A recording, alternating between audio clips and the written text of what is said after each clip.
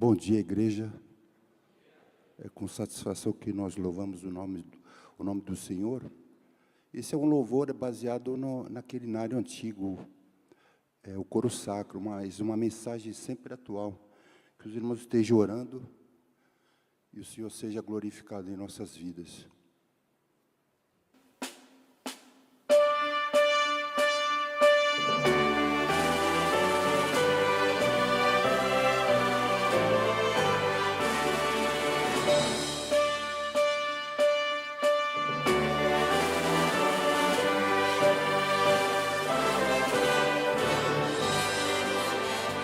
A glória eterna de Jesus, além encontrarei, e após a luta real, no céu descansarei. A dor jamais os salvos sentirão. A paz de Deus nos traz consolação. A glória eterna de Jesus, além encontrarei, e após a luta real, no céu descansarei. A dor jamais os salvos sentirão. A paz de Deus nos traz consolação. Amigo sem Cristo, por que não aceita Jesus, o Salvador? Ele convida todo contrito pecador. Veja, meu amigo, que o tempo que passa jamais há de voltar. Pois perdição te espera não tardar. Só Cristo Jesus a vida nos traz e salva o pecador. Das trevas eternas Ele o conduz ao lar do seu amor. Só Cristo Jesus a vida nos traz e salva o pecador. Das trevas eternas Ele o conduz ao lar do seu amor. Decida, pois, pecador, no céu com Cristo entrar. Oh, deixa o pecado enganador e a glória vem gozar. Decida, pois, pecador, no céu com Cristo entrar. Oh, deixa o pecado enganador e a glória vem gozar.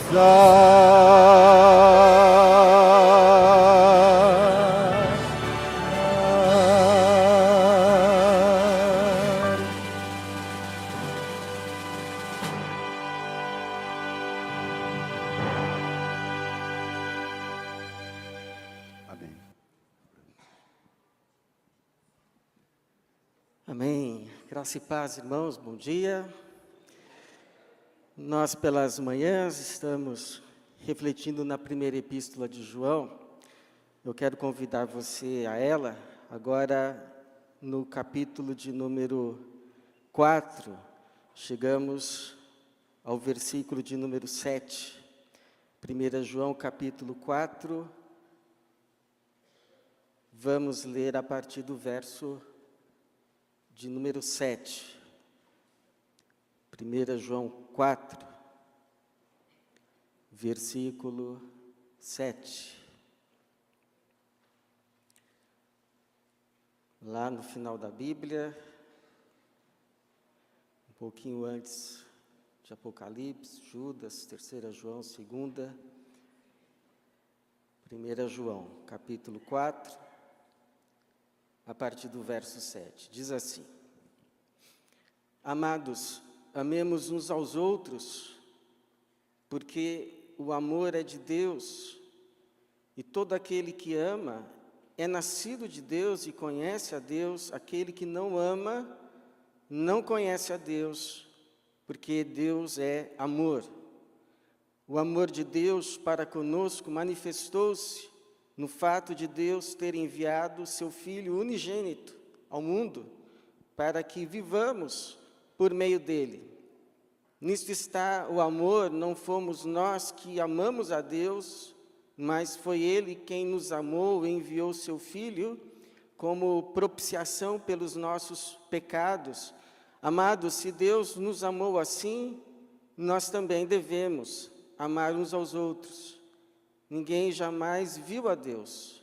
Se amamos uns aos outros, Deus permanece em nós, e seu amor é em nós aperfeiçoado. Obrigado, Senhor, por esta manhã. Obrigado pela tua igreja, que aqui o Senhor mais uma vez reúne. E obrigado pela tua palavra que o Senhor nos dá como porção para esta manhã. Mais uma vez o teu Espírito fale a cada coração, mente, e que a tua palavra cumpra o propósito para o qual o Senhor a enviou. É para a tua glória e para o nosso bem que oramos, em nome de Jesus. Amém. Vejam como eles se amam. Essa é uma frase muito citada por aqueles que falam ou escrevem a respeito do amor cristão. Seria uma frase dita por não cristãos, aqueles que eram chamados de pagãos. Eles teriam observado como os primeiros cristãos se amavam a ponto de dar a vida um pelo outro, e teriam dito, surpresos, admirados: olhem como eles se amam. Mas se você vai no documento onde está essa frase, que no caso é a obra de Tertuliano, no capítulo 39, você vai ver que, na verdade, isso não foi um elogio. Não é que eles estavam admirados, mas é uma frase dita em tom irônico. O próprio Tertuliano que testemunha no documento dizendo assim: veja, dizem eles, como se amam uns aos outros, pois são animados pelo ódio mútuo. É como se os pagãos estivessem olhando e desdenhando, entendendo que o amor entre os irmãos era fingido, e que, na verdade, eles se odiavam.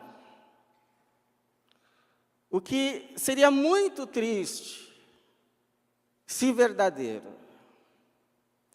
Porque a maior falência de uma igreja não é a falta de bem algum, seja ele qual for. Qualquer bem que você olhe e diga assim: esse bem uma igreja precisa ter. Se não tiver, não representa falência, a não ser a falta de amor. A falta de amor numa igreja significa a sua falência. Porque o próprio Deus se revelou, se definiu como amor. Logo, uma igreja que não ama seria uma contradição de termos. É por isso que o apóstolo João nos insiste tanto. Ele vai e volta no assunto do amor. 3 vezes, ele dedica 3 passagens na epístola, nessa curta epístola, para se dedicar a nos exortar ao amor mútuo. E ele vai dizer, primeiro, que é o amor na igreja que prova que nós estamos andando na luz. É o amor manifesto entre nós que é evidência que já temos a vida eterna. E agora, nessa passagem, ele vai dizer que é o amor uns aos outros, que é prova, evidência, de que, de fato, somos de Deus. Antes de ser aquilo que nós falamos, é esse amor que vivemos, que dá provas de que, de fato, pertencemos a Jesus. Ele vai dizer no verso de número 1, e todo aquele que ama é nascido de Deus e conhece a Deus. Verso 8, aquele que não ama, não conhece a Deus, porque Deus é amor. E aí a gente pergunta, mas que amor é esse? Porque seria assim muito frustrante, depois de quase um semestre, refletindo sobre o amor, estudando sobre o amor, falando sobre o amor, no final, não pudéssemos dar uma definição, pelo menos razoável, objetiva, de que amor é esse que estamos falando. Que amor é esse? Como é esse amor, a fim de que tenhamos como um gabarito para medir o nosso amor, e então vermos aonde estamos em falta, e continuarmos sendo aperfeiçoados de forma consciente, nesse amor que temos como referência, que é o amor de Deus. Que amor é esse? A fim de que possamos dizer, professar e viver uns com os outros. Então, irmãos, primeiro, esse amor é amor que vem de Deus. Tem gente que dá pouco, mas cobra muito. Ele dá pouco, mas ele cobra bastante. Seja onde for. Deus não é assim. Ele não espera que a gente ame sem antes ter nos amado, porque ninguém pode dar daquilo que não tem. Então, antes dele dizer, amem-se, ele nos dá do seu amor, a fim de que recebamos desse amor, então com esse amor recebido, amemos. É interessante o jogo de palavras que João começa o verso 7, ele diz assim, amados, amemos. Vocês são os meus amados. Nós somos amados por Deus, então com esse amor, amemos. Que amor? Ele vai dizer de onde que vem esse amor. Porque o amor é de Deus, ou seja, provém de Deus, procede de Deus. É de Deus. Por que nós podemos amar uns aos outros de forma verdadeira, sincera, não fingida? Porque primeiro fomos amados por Deus. Deus nos amou, então Deus nos perdoa para que a gente perdoe, Deus nos abençoa para que a gente tenha com o que abençoar, Deus nos ama, para que com esse amor recebido, real, sincero, verdadeiro, a gente também ame. Dizem que o Karl Barth, que foi considerado o maior teólogo do século XX e tal, uma vez foi perguntado numa conferência, qual teria sido a maior lição que ele teria aprendido na Bíblia? E ele citou um cântico infantil. Ele disse, Jesus me ama, é a Bíblia que me diz. Então nós podemos amar, porque por graça, por misericórdia, nós fomos e nós somos amados por Deus. E louvado seja Deus por isso. Agora, esse amor é amor manifesto, não é amor que fica só no campo das ideias, o famoso amor platônico. A gente não é convidado apenas a falar de amor, a estudar sobre o amor, a pregar sobre o amor, mas trazer esse amor para o campo da vida e manifestá-lo em ações concretas, práticas, porque foi assim que Deus nos amou. O verso de número 8, 9, João diz assim: o amor de Deus para conosco manifestou-se no fato de Deus ter enviado o seu Filho. Então Deus não apenas nos fala de amor, fica lá do céu dizendo que nos ama, mas Ele desceu do céu, na pessoa do seu Filho, não apenas para nos consolar das nossas dores, do nosso maior problema e crise, que é o pecado e a morte, mas para trazer solução final e definitiva e nos libertar de tudo isso. Ou seja, Ele não apenas nos amou, mas provou que nos ama. Porque amor, irmãos, precisa de provas. Meu amor, eu te amo muito. Você não sabe o quanto eu te amo. Puxa, meu bem, que bom, eu também te amo. Pode pegar um copo de água para mim? Ah, estou cansado. Pega você. Então, tem alguém que você sabe que o seu amor está muito no falar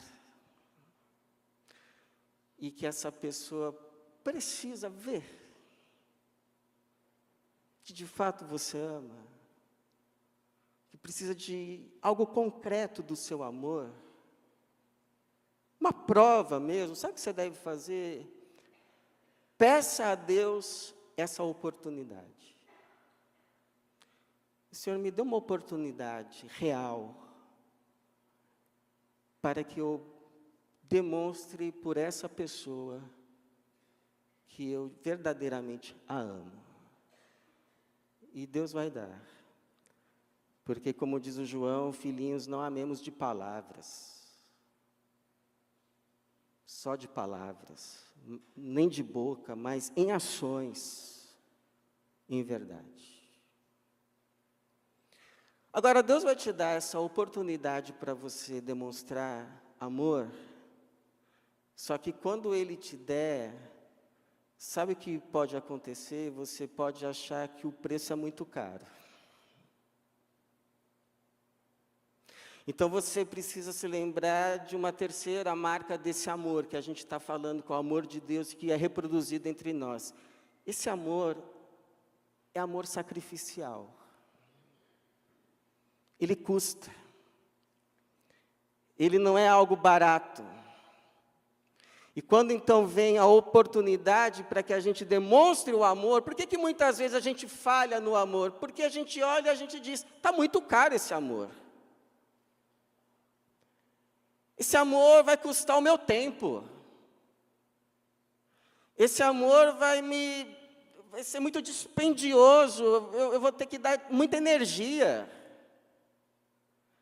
Eu vou ter que gastar as minhas forças, eu vou ter que abrir mão de valores, de algum bem. Está muito caro esse amor. E de fato o amor é caro, foi caro para Deus, não foi barato. O verso 9 continua: o amor de Deus para conosco manifestou-se no fato de Deus ter enviado o seu Filho unigênito ao mundo. Então é o famoso João 3,16, Deus amou o mundo de tal maneira que deu um anjo. Um arcanjo? Um querubim por nós, olha. Querubim, já pensou? Não, que deu o seu filho. E aí especifica a qualidade desse filho, seu filho unigênito. Seu filho único. Então, não é que Jesus era um de uma série. Deus tinha, assim, um monte de Jesus num armário. Aí pegou um. Ah, tá bom, ó, tô esse aqui para vocês. Não. Tinha só um. Era o único, raro, amado, precioso. Mas o Senhor vai dar o único que o Senhor tem. E aí Ele deu. O único. O mais precioso. E claro que doeu. Porque doar, dói. Não tem como não doar algo precioso e não doer. Doar o que está sobrando. Doar o que já está velho. Doar o que a gente não usa mais. É até, né, limpa o armário. Eu tenho tanta dó de jogar fora, é melhor dar para alguém. Desencargo de consciência. Agora, dar o que é valioso, único, a isso dói. E dói bastante. Agora, sabe o que a gente vai aprendendo, irmãos? À medida que vão sendo nos dadas oportunidades de amar, e a gente vai falhando no nosso amor, porque a gente não quer perder, a gente quer se preservar, é que amar dói, há perdas, mas a gente perde mais, e nos dói mais, quando a gente não ama. Tem um grupo aí que faz visitas para irmãos adoentados, enfermos, ou já em idade que não conseguem mais vir à igreja. Então eles vão para demonstrar que eles não foram esquecidos, que eles são amados. E aí depois eles me mandam as fotos. Aí quando eu olho assim as fotos, sabe o que eu percebo? Sabe o que eu percebo? Que o grupo que foi está tão feliz ou mais do que quem recebeu a visita. Porque são os paradoxos da fé. Quanto mais a gente dá, mais a gente recebe. Quando a gente perde, a gente encontra. E quando o corpo se desgasta, a alma se realiza e descansa. Por isso que Jesus disse, mais bem-aventurada coisa é dar do que receber. Quem não dá nada, vive menos. Menos alegria, menos satisfação na vida, menos de Jesus. Agora, esse amor que vem de Deus, é manifesto, tem um preço, é sacrificial. Ele exige sacrifício, mas não é sacrifício de tolo. É um sacrifício que visa um alvo muito objetivo, é o bem do outro. Porque o João vai dizer assim no verso 11, amados, se Deus nos amou assim, nós também devemos amar uns aos outros, nos é colocado agora como mandamento. Antes de ser um sentimento, é um mandamento. E esse mandamento, você sabe, ele se desdobra em duas decisões. a minha decisão de não fazer ao outro o mal que eu não desejo para mim. Então, é muito importante, viu, antes de você exigir coisas do outro, você se colocar no lugar do outro. E você pensar assim, eu gostaria de ser exigido disto. Então, eu me refreio. Isso aqui eu não gostaria para mim, eu não vou querer para o outro. Não vou exigir do outro. Já amou um pouco. Mas o amor de Deus que se manifesta entre nós, ele não apenas se abstém de fazer o mal ao outro, mas vai até o outro para lhe levar o bem. Então, não é uma coisa apenas assim, você fica aí, eu fico aqui, você não me faz mal, eu não te faço mal, mas é um amor que exige aproximação. Como Deus se aproximou de nós em Cristo Jesus, veio até nós para nos trazer o bem que era só dele e que nenhum de nós tínhamos. Porque toda essa história de Deus ter enviado o seu Filho, todo esse sacrifício, tinha um propósito muito definido, de compartilhar conosco o bem que era só dele, e nenhum de nós tínhamos. Qual bem? A vida. A vida. No fato de Deus ter enviado o seu Filho unigênito ao mundo para que vivamos. Então, Deus com a vida nos olhando, perecendo, caminhando para a morte, e aí o seu coração se quebrantou, as suas entranhas se comoveram, e ele então envia o Filho, porque ele não se alegrava em ter a vida sozinho. Vamos dar o que nós temos para eles também. A vida. Então, como você sabe que você ama alguém? Quando você olha para essa pessoa, e não apenas você não deseja o mal para ela, mas quando você deseja para ela o bem que você deseja para você mesmo. Essa pessoa você ama. O bem que eu desejo para mim, eu desejo para ela. E eu ajo em prol disso. Essa pessoa você ama. E às vezes a gente vê histórias desse amor. Ouvi recentemente de uma pessoa que doou o seu rim, ainda estando viva, para outra. Ela sabe que vai ficar agora só com um rim, mas a outra ia ficar sem nenhum. Amor. E isso é amor. Amor concreto.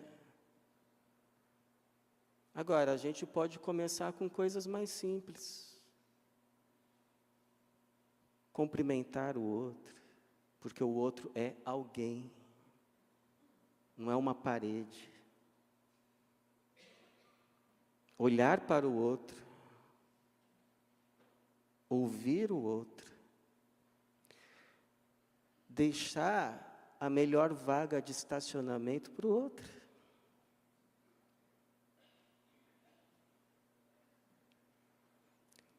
Tem vezes que a gente chega aqui numa atividade de semana, não dá para colocar a vaga, o carro nas últimas vagas, porque as primeiras estão ocupadas.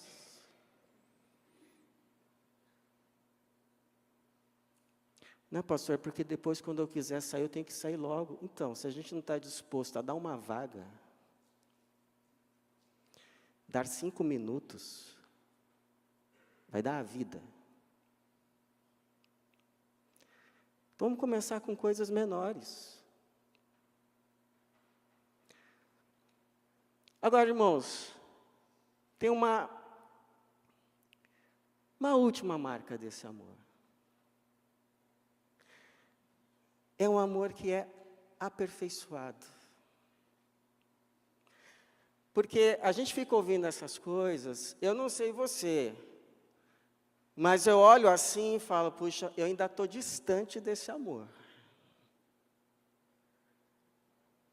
Eu ainda preciso chegar lá, com a ajuda de Deus, com a graça de Deus. Se você não pensasse assim, eu ficaria preocupado com você. Então, o João vai terminar nos dizendo exatamente isso. Ele diz assim, o verso 12, ninguém jamais viu a Deus, mas se amarmos uns aos outros, Deus permanece em nós. E seu amor em nós é aperfeiçoado, é levado a cabo, ele cresce, porque não é uma coisa assim estática, Deus derramou um pouco sobre nós e é só isso, vai ficar só isso. Não, pode enferrujar, por falta de exercício, mas sendo exercitado como um músculo, ele pode crescer. Então eu te pergunto, você ama os irmãos? Você ama a igreja de Jesus? Amo, amém. Quantos? Quantos que você ama? Porque ser aperfeiçoado no amor não é amar mais e melhor quem já se ama, mas é amar mais gente. Então, te pergunto, quem são as pessoas que precisam ser incluídas na sua esfera de amor? Porque elas, por enquanto, estão à margem. Elas estão excluídas, elas estão de fora. Mas são pessoas que Deus ama. E que Deus gostaria muito de expressar o amor dele também, por meio de você, filho dele, filha dele, que ele tanto amou, que ele derrama tanto amor. Em outras palavras, qual é aquela pessoa que antes que seja tarde, você precisa colocar nas tuas orações e fazer aquele pedido que a gente aprende numa música. Ensina-me a amar o meu irmão. Porque o amor que amou pessoas tão imperfeitas como eu, como você, é o amor que vai nos ajudar a amar pessoas tão imperfeitas quanto eu e você. Então eu encerro com as palavras iniciais de João nessa passagem. Amados, amemos, com amor sincero, amor verdadeiro, amor de Deus. Que assim seja e que Deus nos abençoe. Amém. Vamos nos colocar de pé, vamos louvar aquele que tanto nos amou.